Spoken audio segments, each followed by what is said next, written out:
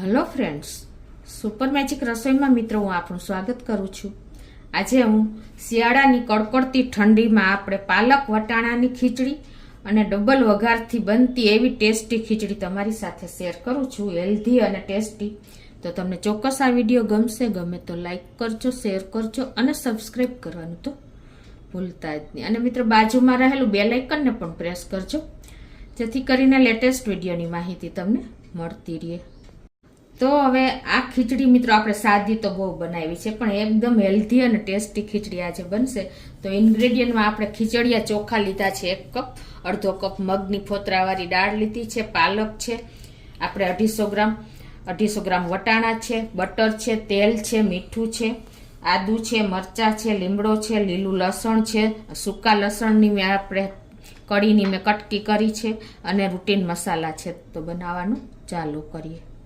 તો પહેલા તો આપણે 1 કપ ચોખા, ખીચડિયા ચોખા ને અડધો કપ આપણે મગની ફોતરાવાળી દાળ મિક્સ કરી અને એને 2 થી 3 પાણી આપણે ધોઈ અને ક્લીન કરી લેશું।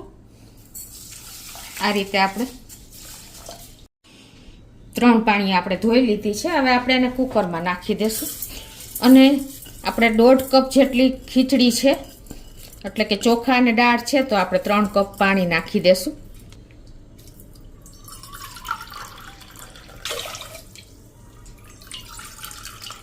હવે અડધી ટીસ્પૂન મીઠું ટેસ્ટ એકોર્ડિંગ અને અડધી ટીસ્પૂન જેવી આપણે હળદર નાખીને અને આમાં આપણે 1 કપ જેવા વટાણા લીધા છે એને નાખી દેશું સાથે જ।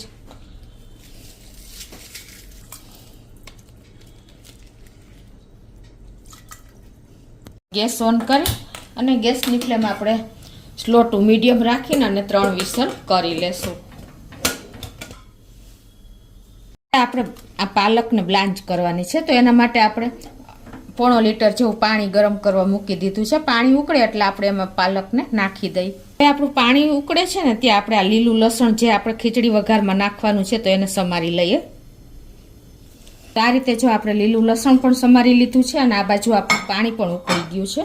તો હવે આપણે આ પાલક જે ધોઈને રાખી છે 250 ગ્રામ એને આપણે આ ગરમ પાણીમાં નાખી અને એને આપણે થોડીક એવી કલર એકદમ સરસ ઉકળી જાય ને એટલી બ્લાન્ચ કરી લેશું।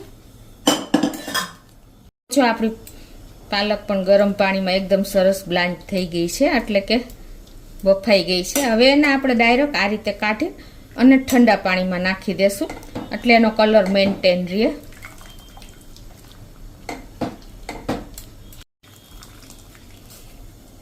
તો આ રીતે આપણે ઠંડા પાણીમાં નાખી દેશું એટલે કલર આપણે પાલકનો મેન્ટેન રહે। તો હવે આપણે ઠંડા પાણીમાંથી કાઢી અને આની મિક્સર જારમાં આપણે પ્યુરી કરી લેશું।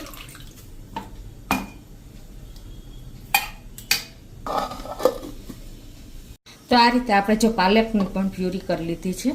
તો કુકરને 2 વિસલ થઈ ગઈ છે, 2 થી 3, અને પ્રેશર પણ નીકળી ગયું છે। તો હવે આપણે એને ખોલી લઈએ। તો આપણી ખીચડી પણ જો એકદમ સરસ રેડી થઈ ગઈ છે।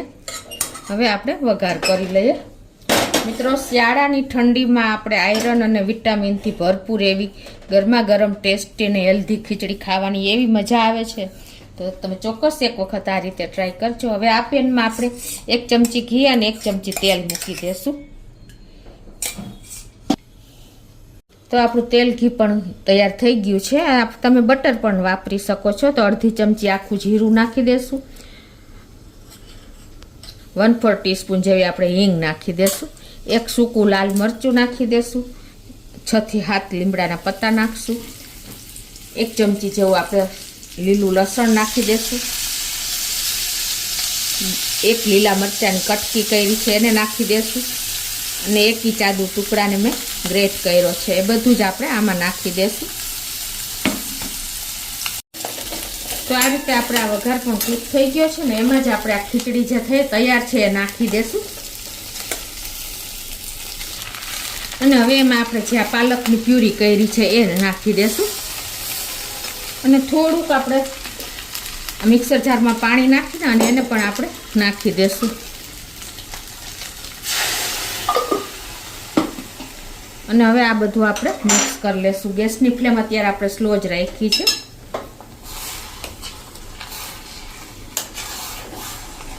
આપણે પાલકની પ્યુરીના ભાગનું સેજ 1/4 ટીસ્પૂન જેટલું મીઠું નાખીશું, કેમ કે પાલક ઓલરેડી સોલ્ટી જ હોય છે. અને હવે આપણે એક એક્સ્ટ્રા હજી વઘાર કરશું.